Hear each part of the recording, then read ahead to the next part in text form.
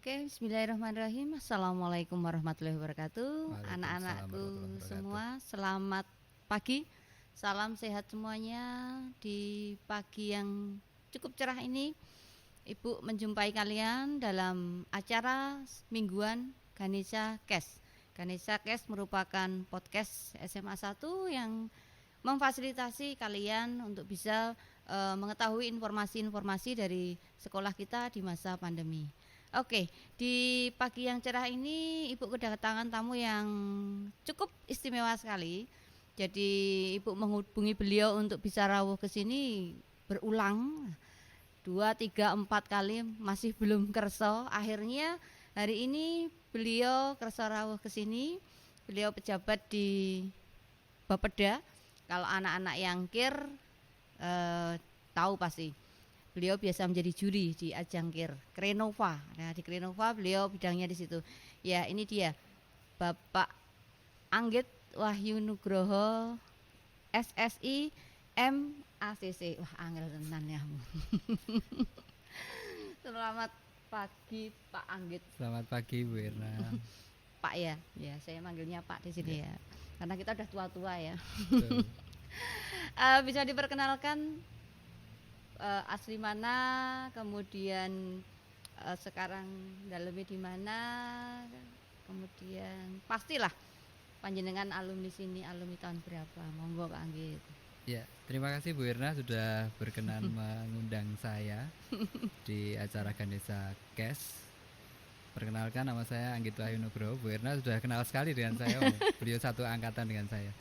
Kemudian saat ini saya tinggal di Ngerapah Bu Irna, satu kelurahan, tetangga kelurahan lah dengan SMA 1 di Kelurahan Doplang. Sebetulnya kalau asli di Sindurjan, jadi cuma Tonggol Deso gitu. Tetap Purworejo ya? Masih Purworejo. Ya.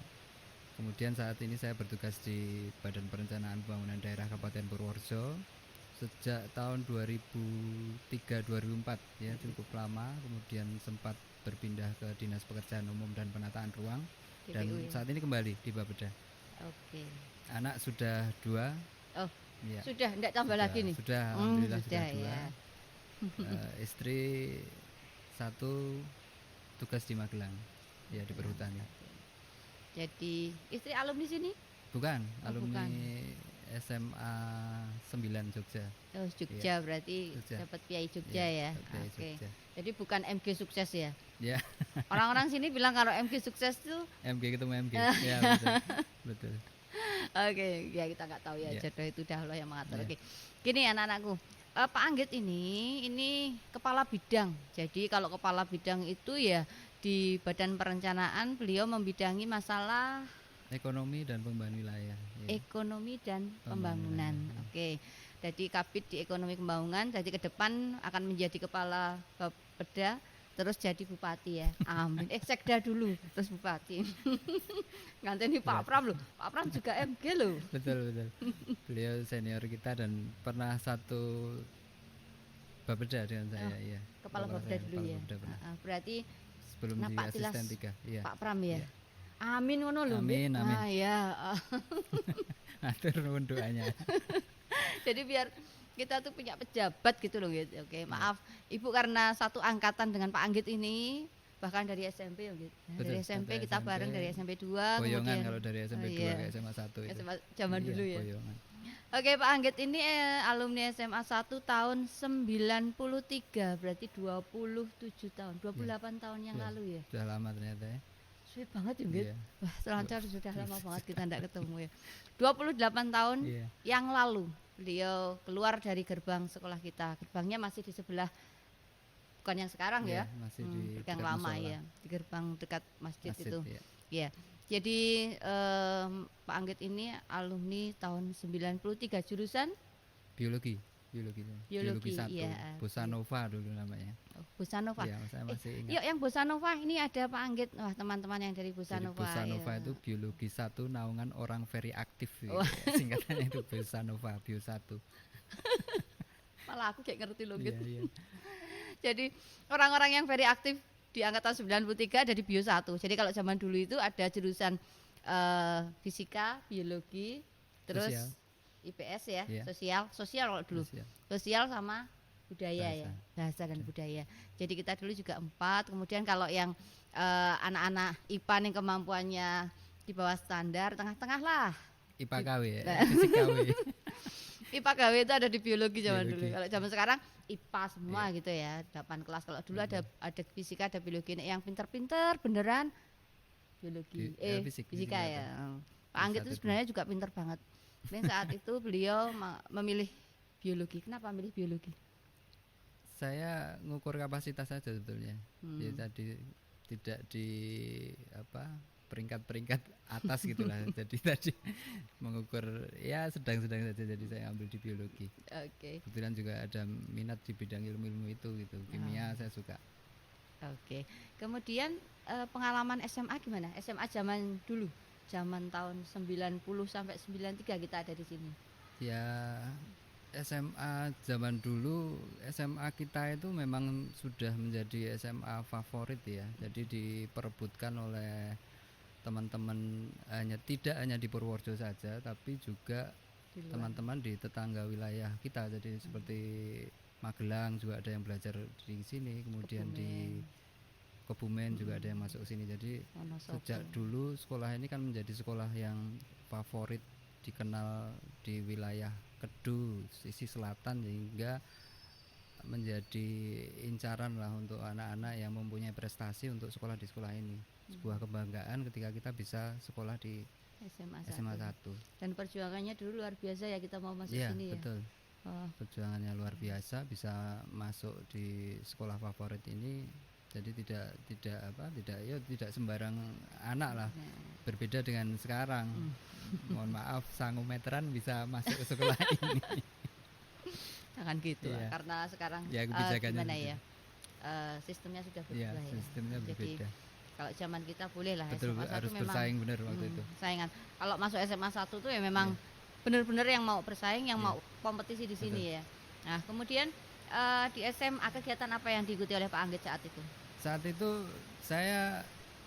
karena saya berpikiran bahwa sekolah di SMA itu sudah sangat berbeda dengan di SMP ya Mbak Bu Erna ya.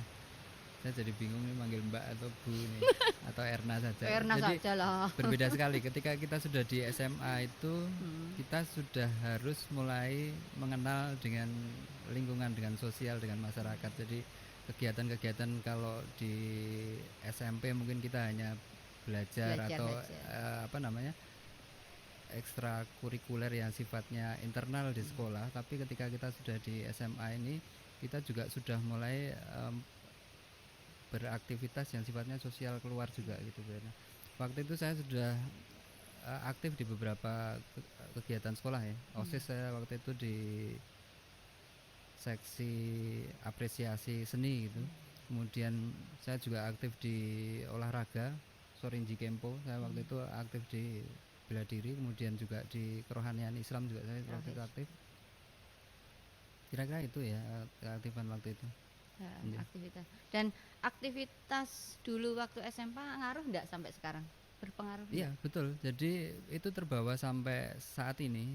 Kemudian di tingkat perguruan tinggi pun saya juga aktif di beberapa kegiatan, mulai dari media pers. Kemudian himpunan mahasiswa Islam saya juga ikut, di olahraga itu Kue Kembo saya masih terus ikut. Terus di badan eksekutif mahasiswa di tingkat fakultas saya juga ikut. Jadi dan sampai saat ini pun banyak organisasi yang saya ikuti. Jadi memang mungkin ketertarikan di dunia organisasi itu terbawa mulai SMA sampai saat ini. Oke, itu pengaruh banget ya. Iya. Oke, ngomong-ngomong masalah kuliah tadi sudah Mas Anggit sudah ngendiko kuliahnya di mana nih? Saya di UGM. Kemudian Gajah Mada ya, agama berarti. Agama tahun 94. Jadi saya sempat tidak kuliah 1 tahun. Oh, iya betul 1 tahun, tapi itu tahun. tidak menjadi tidak menjadikan diri saya kemudian down. Setengah tahun saya memang betul-betul saya gunakan istirahat waktu itu, istirahat setelah saya mencoba di berbagai peluang tapi tidak masuk. Kemudian saya istirahat setengah tahun. setengah tahun berikutnya sudah mulai genjot lagi. Saya belajar di Jogja, saya datang ke Jogja waktu itu, kemudian ikut bimbingan tes dan alhamdulillah tahun 94 Sampai saya ikut seleksi lagi dan ikut masuk UMPTN waktu itu. Oke, wah luar biasa. Ini Ibu baru tahu loh kalau Iya, Pak Anggit 94 itu saya ternyata iya. gap year juga. Iya. Oh, gap year. Iya. Kalau di sini namanya gap year ya. Oh, gitu Jadi ya. jadi setahun nge-gap. Iya. Nah, itu kalau anak-anak sekarang namanya gap Betul, year. betul. Sempat itu. Oke. Sebentar. Lulus SMA. Iya. Cita-citanya apa toh? Awalnya tuh pengennya apa? Iya. Jadi di tingkat SMA itu kan sebetulnya kita sudah apa namanya semakin fokus gitu ya, kita mau kemana gitu. Dan waktu SMA saya, karena saya jurusan biologi, saya ambil jurusan yang juga sejalan gitu. Pilihan pertama itu di kehutanan. Kehutanan UGM. Kehutanan UGM. Kemudian biologi, terus satu lagi saya lupa IPS yang ya. pilihan ketiga itu. Nah di tahun pertama gagal semua itu. Di kehutanannya enggak masuk, di biologinya juga enggak masuk. Akhirnya di tahun berikutnya. Iya. Saya ngambil jurusan perencanaan pengembangan wilayah waktu itu. Perencanaan pengembangan Fakultasnya wilayah. geografi, dan itu sebetulnya juga searah dengan apa yang apa namanya diujikan waktu Mbak, waktu tes psikologi ya, kan ada tuh tes psikologi. Nah di situ kemampuan spasial saya ke ruangan waktu itu nilainya agak tinggi itu. Jadi saya berarti memang potensi saya mungkin di bidang keruangan gitu, dan geografi, tata ruang, geografi itu menjadi salah satu apa namanya ya jalurnya gitulah. Saya makanya ambil geografi di perencanaan pengembangan wilayah. Berarti sudah tidak ingin jadi orang hutan ya? Ya kehutanan kan orang hutan. Iya, itu masih terus. Oh masih terus. Jadi waktu di geografi pun riset saya untuk skripsi itu saya ambil tentang agroforestry, jadi tentang kehutanan, tapi lebih ke aspek perencanaan. Kebetulan waktu itu dapat apa namanya fasilitasi dari World Wide Fund for Nature WWF itu. Saya dikirim untuk melakukan riset. Ekspedisi di Taman Nasional Bukit 30 dan risetnya di situ. Masih tentang kehutanan. Jadi setia ini. Tetap masih. Jadi tapi tetap passingnya sebenarnya pengennya di kehutanan. Dan saya pun pernah loh bekerja di bidang kehutanan. Di perhutani pernah saya 1 tahun. Jadi menjadi pengalaman kerja saya, catatan pengalaman kerja tracknya pernah di kehutanan juga itu. Ya ternyata anak-anakku, Pak Anggit ini tidak mulus-mulus saja. Betul. Ya, orang yang sukses itu pasti ada cerita. Setiap orang tuh punya cerita. Betul, iya. Saya juga baru tahu ini kalau ternyata Pak Anggit ini gap year, ya. Betul. Setahu saya ya langsung kuliah, karena setelah itu terus kita masing-masing ya. Betul, iya. Cari jalan masing-masing. Jadi ya setelah sekian lama baru sekarang 28 tahun baru saya tahu bahwa Pak Anggit ini awalnya kalau dulu namanya UMPTN ya gitu. Iya, UMPTN. UMPTN. Zaman dulu namanya UMPTN. Kalau sekarang SBMPTN. UMPTN kalau dulu tuh UMPTN ngantri, wah berderet-deret itu ya. Akhirnya keterima sesuai dengan keinginan.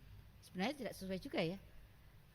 Tapi ya harus mensinkronkan bahwa itu memang yang diberikan Tuhan buat Pak Anggit untuk lebih berkarir ya. Walaupun di perencanaan wilayah, namun tetap masih berhubungan dengan hutan.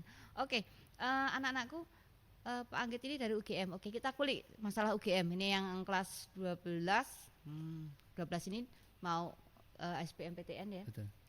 Bahkan SN ini juga udah mulai. Mungkin ada yang SN itu pengen tahu apa toh ini jurusan PWK tadi Pak Anggit ngendika perencanaan wilayah. Perencanaan pengembangan wilayah. Perencanaan PPW pengembangan. ya, dulu namanya perencanaan PPW. Pengembangan sekarang wilayah. PW. Berarti itu di fakultasnya Geografi. Oke, yang mau ngambil fakultas geografi ini ada jurusan ini, ya kan? Nah, di UGM itu yang yang ada hubungannya dengan geografi itu apa saja tuh? Jadi fakultas ataupun bidang ya yang mempelajari tentang geo atau kebumian, Nah, kebumian ya. itu ada geografi, kemudian ada geologi, ada geodesi, Geografi, geologi, geodesi, ya. Itu tentang kebumian semua. Iya, Dia fakultasnya sendiri-sendiri ya, fakultas satunya, geografi. yang satu fakultas geografi, yang lain di fakultas teknik. Oh, masuknya Iya, teknik. di teknik. Geologi sama geodesi Iya, itu geologi, masuknya geodesi ke di teknik. Iya. Oh, oke. Jadi ada yang berhubungan dengan bumi ya. Karena di tempat kita itu juga ada yang kemarin dapat medali perak dari Olimpiade Sains bidangnya kebumian, ya. Siapa tahu ada yang minat. Kemudian di OSK itu ada OSK yang bidang geografi, ada OSK yang bidang kebumian. Nah, jadi OSK apa itu? Olimpiade. Olimpiade Sains Kebumian. Gitu. OSN, Olimpiade Sains Nasional, jurusannya bidangnya kebumian. Iya. Jadi OSN ini Pak Anggit ini putranya besok masuk SMA 1 kan. Nah, itu masukkan ke OSN itu loh. OSN ada yang kebumian, ada yang geografi, ada yang itu OSN, Olimpiade Sains. Sains.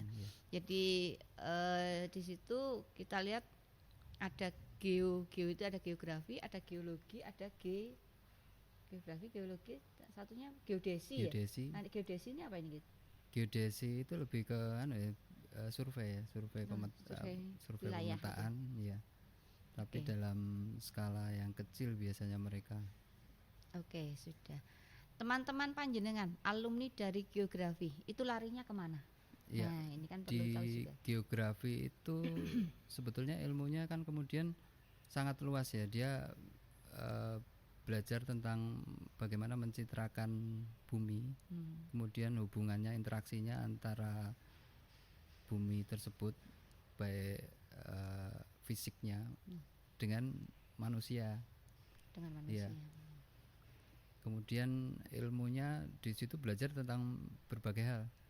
Yang geografi fisik ya belajar tentang geomorfologi, tentang hidrologi, tentang ilmu tanah, banyak hal yang dipelajari di situ, dan itu sebetulnya ada ilmu lagi yang lebih dalam di situ. Kemudian ada juga yang membidangi tentang geografi manusia, bicara tentang permukiman, kemudian tentang kependudukan, kemudian tentang geografi sosial semacam itu. Kemudian ada juga yang sifatnya teknik, jadi belajar tentang kartografi, tentang penginderaan jauh, ini yang menjadi tools dari orang-orang geografi NS ya, tahun 2003 lah 2003, kemudian alhamdulillah diterima untuk formasi perencana.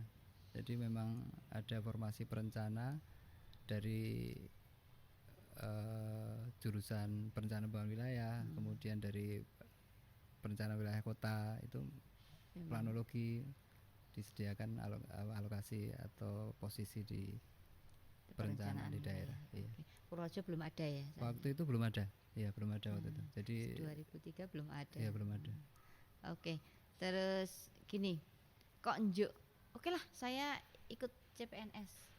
Berarti otomatis kalau ikut CPNS ke Purworejo balik ke Purworejo, ya kan? Yuk, kenapa toh? Apa yang Pak Anggit inginkan untuk Purworejo ini? Ya jelas Purworejo tentu memanggil sumber daya manusianya yang punya potensi untuk kembali mengabdikan ke daerah, dan saya termasuk orang yang benar-benar cinta dengan Purworejo, sehingga saya ingin mengabdikan diri untuk Purworejo. Iya, makanya saya kembali ke Purworejo. Oke, sekarang apa nih perencanaannya Pak Anggit untuk sekarang sebagai kepala bidang perencanaan? Apa plan buat Purworejo? Jadi Purworejo ke depan itu peluangnya cukup besar, Bu Irna. Kita kehadiran beberapa proyek strategis nasional ya, PSN, yang kita ketahui lah, di tetangga wilayah kita di Kulon Progo itu kan ada bandara. Ya. Kemudian Purworejo juga mendapatkan alokasi dari pemerintah pusat itu berupa Badan Otorita Borobudur. Itu lokasinya di Purworejo. Iya, lokasinya di Purworejo. Iya, dengan peraturan presiden itu. Kemudian ada lagi Bendungan Bener. Jadi proses bangunannya. Jadi beberapa proyek strategis nasional yang hadir di Purworejo itu harapannya akan memberikan peluang ke depan untuk Kabupaten Purworejo karena kita berada pada lokasi yang di antara gitu ya, di antara bandara kemudian ke Otoritas Borobudur itu ya. Otorita Borobudur dan Terus PSN PSN itu apa? KSPN Kawasan Strategis Pariwisata Nasional di Borobudur itu menjadi salah satu target juga dari ya, pemerintah pusat untuk dijadikan Bali baru gitu, jadi super prioritas proyek-proyek itu. Dan tentunya Purworejo perlu mengambil peluang dengan kehadiran proyek-proyek strategis tersebut dengan menyambutnya melalui pengembangan ekonomi lokal di situ Purworejo ya. Berarti sektor pariwisata, kemudian industri, transportasi, jasa itu tentunya akan berkembang nanti ke depan. Oke, berarti kedepannya akan jadi Bali ya? Harapannya demikian. Seperti itulah ya. Bali baru gitulah. Kalau yang sudah tampak sekali perubahannya sekarang kan seperti Magelang. Magelang sudah luar biasa dan ya alhamdulillah Purworejo itu dapat alokasi beberapa proyek untuk mendukung kawasan strategis pariwisata nasional melalui peraturan presiden 79 2019. Ada beberapa misalnya jalan menuju Badan Otorita Borobudur, kemudian jalan ring road Timur Purworejo, kemudian ada sekolah pariwisata juga, jadi sekolah vokasi ya, sekolah vokasi pariwisata itu juga dialokasikan di Purworejo. Kemudian ada proyek sistem air minum, spam air minum itu kita juga masih juga di Purworejo ya. Berarti anak-anakku ada juga desa homestay untuk desa wisata itu juga kita dapat alokasi itu ya. Iya. Oke. Jadi anak-anakku yang kalian setelah ini mau kuliah 5 tahun tuh masih waktu yang cukup singkat ya. Betul. 5 tahun kembali ke Purworejo masih memanggil, masih butuh SDM kalian. Jadi ayo yuk kuliah, kalau sudah kuliah balik ke Purworejo kayak Pak Anggit ini balik kandang ya. Sudah di mamah kota ndak mau balik sini ya. Iya. Padahal aku ya gitu. Ya memang bahagia sekali rasanya bisa tetap bersama dengan orang tua, tetap dengan teman-teman waktu kecil, kemudian berada di tanah kelahiran itu sebuah anugerah menurut saya. Iya, terus tidak semua orang bisa seperti itu. Bisa seperti itu. Jadi tetap pengabdian buat Purworejo tercinta. Jadi jangan seperti orang dulu bilang Purworejo itu kota pensiun. Tidak banget yang gitu ya. Jangan. Saya seringkali bilang gini, kalau dikatakan Purworejo kota pensiun. Nah, pensiun itu kan kemudian bisa dimaknai orang-orang yang sudah tidak produktif gitu ya. Bukan tidak produktif. Gimana? Tapi mereka itu waktunya sudah bebas ya. Bebas waktu, bebas finansial, lebih seperti itu. Mereka masih bisa memberikan dharma baktinya dalam bentuk pemikiran untuk Purworejo, dan itu sangat berpotensi sebetulnya. Dan bagaimana wilayah atau kota itu bisa diwujudkan dengan fasilitas permukiman, fasilitas perkotaan untuk menyediakan bagi orang-orang dengan spesifikasi seperti itu gitu loh.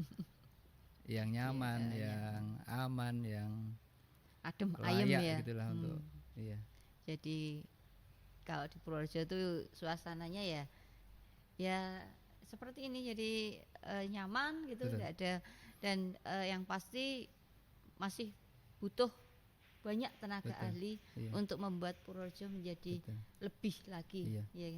Oke. Kemudian gini, ada enggak pesan buat anak-anak kita yang kelas 12 yang mau kuliah, yang kelas 10, kelas 11 yang mau belajar, ada enggak pesan buat mereka? Ya, pesan saya yang jelas adik-adik ini harus fokus pada cita-cita, karena ketika kita sudah tetapkan sebuah cita-cita itu sebagai target, tentunya track kita akan jalannya ke sana, tidak lagi menceng sana menceng ya. Kita mulai fokus pendidikannya harus kemana, kemudian itu yang akan mengarahkan kita pada sebuah cita-cita kita. Nah, itu tentunya butuh perjuangan, tidak sekedar doa kemudian itu akan datang dengan sendirinya, tapi kita betul-betul harus meraihnya. Kita harus berjuang itu. Itu untuk adik-adik semua ya. Betul. Jadi tetap harus diperjuangkan. Diperjuangkan. Cita-cita itu tidak akan nyata Iya, kalau kita tidak memperjuangkan, betul. ya kan. Kemudian kita punya cita-cita hanya berdoa saja, sama saja bohong, tidak mungkin, Nggak mungkin. ya kan. Kalau kita hanya berdoa aja, Betul. apa Gusti Allah itu juga lihat pengrana usaha kok ujuk-ujuk diwujudke, Iya, ya kan. iya. Pasti dilihat usahanya seperti apa. Jadi kalian yang punya cita-cita, yuk deh kejar, Betul. fokus. Yang pasti cita-cita itu sesuai dengan Potensi, kapasitas kita. itu ya, kapasitas pribadi. Kita kan tahu kapasitas kita seberapa seberapa besar gitu, kemudian passion kita itu ke bidang apa, tekuni aja di situ. Oke. Pasti. Iya. Jadi kalau kita berusaha semaksimal mungkin pasti Insya bisa Allah ya. sampai. Oke, insya Allah tercapai. Jadi yang pasti apapun kalau diusahakan insya Allah tercapai. Yang pasti usaha dibarengi dengan doa juga. Jadi anak-anakku semua, pelajaran yang cukup berharga, sangat berharga dari Bapak kita, Bapak Anggit Wahyu Nugroho, SSI MACC. MACC itu apa tuh? Nah, saya belajar akhirnya tidak linear, Bu Irna. Jadi tahun 2006 saya waktu itu mendaftar di 2 program beasiswa. Jadi 2 tahun setelah saya masuk di Pegawai Negeri ya, saya daftar di 2 program beasiswa, satu di Kementerian Pendidikan Nasional, kemudian satu di Bappenas. Biasanya anak-anak orang-orang Bapeda itu larinya ke Bappenas. Dan waktu itu saya baru seleksi, tapi alhamdulillah saya sudah diterima ini yang di Diknas. Dan kebutuhan waktu itu untuk bidang akuntansi, karena dulu alokasi pendidikan yang 20% itu. Jadi saya mendapat beasiswa di Magister Akuntansi UGM tahun 2006, kemudian saya tempuh 2 tahun, 2008 saya lulus. Di MACC itu Master of Accounting. Meleset ini. Nah sebetulnya kalau saya linear, saya ambil yang geografi, yang apa, Bappenas tadi, akan linear itu. Tapi tidak apa-apa. Yang penting tidak ada yang sia-sia. Pasti ada manfaatnya. Menjadi akuntan, perencana dan akuntan loh, luar biasa. Bukan akuntan.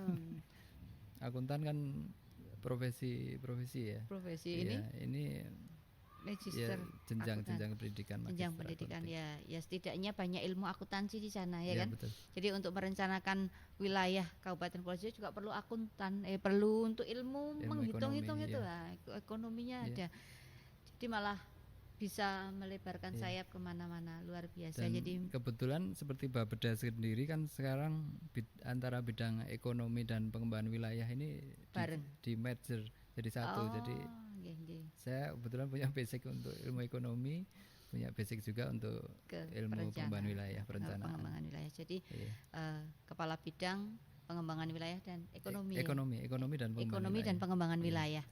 Kepala bidang, wah wis dhuwur banget ya, pejabat struktural ya, luar biasa. Itu prestasi seperti sekarang ini, kedudukan seperti sekarang ini tidak diraih hanya dengan duduk manis dan hanya berdoa saja, tapi tetap harus dengan usaha. Nah, usahanya tadi Pak Anggit sudah bercerita banyak tentang usaha-usaha beliau untuk bisa menjadi posisi yang seperti ini. Jadi setiap muda Ganesha itu dilahirkan dari sekolah pejuang, tentara pelajar. Jadi nuansa perjuangan itu harus semangat perjuangan itu harus ada. Jadi untuk kalian yang kelas 10, kalian yang baru masuk ke sini, belum pernah sekolah sehari saja belum pernah, tapi kalian sudah menjadi siswa SMA 1, kalian harus saya di SMA 1, saya harus bagaimana nih agar bisa survive, agar bisa maksimal, tetap harus berjuang. Gitu ya. Jadi tetap harus berjuang. Proses perjuangan itu cukup panjang untuk mencapai posisi-posisi yang diinginkan, dan cita-cita itu tidak akan nyata kalau tidak dengan perjuangan. Cita-cita itu tidak akan terwujud jika kita hanya duduk manis saja. Harus diperjuangkan, dan proses itu tidak mudah. kita menghargai sebuah proses, ya kan? Iya, betul. Proses itu banyak sekali pembelajaran dalam sebuah proses. Proses apa saja, termasuk prosesnya seorang kepala bidang perencanaan ekonomi dan pengembangan. Angel men jenenge kabit lah. Itu untuk mencapai posisi seperti ini, beliau juga berjuang tidak mudah. Jadi anak-anakku, ini tadi sedikit kita kulik seorang pejabat yang ada di Purworejo tercinta, yang beliau kembali ke Purworejo karena ingin mengembangkan Purworejo, bahwa ayo nih Purworejo masih memanggil kalian yang kelas 12 mau menentukan mau kemana nih bidangnya. Tadi sedikit banyak Pak Anggit memberikan wawasan tentang geografi dan ilmu-ilmu yang ada di sekitarnya. Jadi kalau kalian dengar ini kemudian itu role modelku nih Pak Anggit, aku pengen kayak dia. Nah, mudah-mudahan ini menginspirasi kalian untuk menjadi lebih baik lagi, untuk sukses sesuai dengan apa yang diinginkan. Gitu ya Pak Anggit? Ya. Oke, terima kasih waktunya sudah bincang-bincang menemani Bu Irna di sini. Wah, Bu Irna ngobrol lagi nih ya. Biasanya ngundangin sama. Jadi kita satu angkatan, jadi biasa ngobrol, jadi SMP bareng, SMA bareng. Nah, tapi kuliahnya beda ya, dan kita berjumpa di sini, kita juga pengen mengabdi buat Purworejo. Pak Anggit di sini juga pengen mengabdi buat SMA 1 juga ya. Nah, jadi kelak akan alma mater ya, alma mater kita. Jadi satu kata buat SMA 1 apa nih Pak Anggit? Bravo SMA 1. Oke, bravo SMA 1. Tetap jaya ya. Oke. Salam Ganesha Kes. Salam Ganesha Kes. Luar biasa. Ya, ini dia, kita kedatangan tamu spesial. Baru sekarang nih loh ada tamu dari Bapeda, kecuali Pak Pram. Kalau Pak Pram itu jelas ketua komite ya, jadi berbeda. Oke, terima kasih waktunya. Oh ya, hampir lupa ini, ada sesuatu. Mas Fani sudah mengingatkan, saya malah lupa. Ini ada sebuah kalender SMA 1. Terima kasih. Banyak nih loh. Bentar, ambilkan lagi. Kemudian ini ada sesuatu mengingatkan Pak Anggit di SMA 1, jangan dilihat dari merahnya, tapi dilihat dari isinya. Loh, apa hubungannya ya? Pengembang kepribadian ya. Pemimpin bangsa. Oke, kita kan calon Insya Allah pemimpin kalian nanti akan menjadi pemimpin bangsa. Ya. Amin, amin. Doa dari Pak Anggit. Kemudian ada satu kenang-kenangan dari manajemen sekolah, itu namanya prospektus Pak Anggit. Jadi prospektus sekolah kita, mungkin dari situ nanti Pak Anggit dari Bapeda akan memberikan apa ini buat SMA 1. Ya, terima kasih. Itu kiprah 5 tahun kita, 5 tahun terakhir kita, itu dibungkus dalam sebuah prospektus kita. Ya, terima kasih Pak Anggit atas hadirnya di sini. Terima kasih Mas Fani, GLC dan semua tim yang ada di sini, tim kehumasan GLC atas fasilitasinya sehingga kita bisa menyapa siswa-siswa kita di masa pandemi seperti sekarang ini. Yang pasti kalian anak cerdas, kalian anak pintar, anak SMA 1 itu anak pintar, anak cerdas, anak berkarakter. Kalau kemana-mana, keluar rumah jangan lupa pakai masker. Kemudian cuci tangan setiap kemanapun, diperbanyak cuci tangan, pakai air mengalir boleh, pakai hand sanitizer juga boleh, dan juga jangan lupa jaga jarak, jaga hati juga ya gitu. Jaga jarak, jauhi kerumunan yang pasti, karena kondisi sekarang masih belum pasti, masih tidak menentu. Cara kita yang paling sederhana untuk ikhtiar ya hanya menggunakan masker. Oke anak-anakku, terima kasih, selamat kembali dalam pembelajaran kalian. Dari Ibu cukup sekian, mohon maaf jika ada salah-salah kata. Terima kasih Pak Anggit waktunya.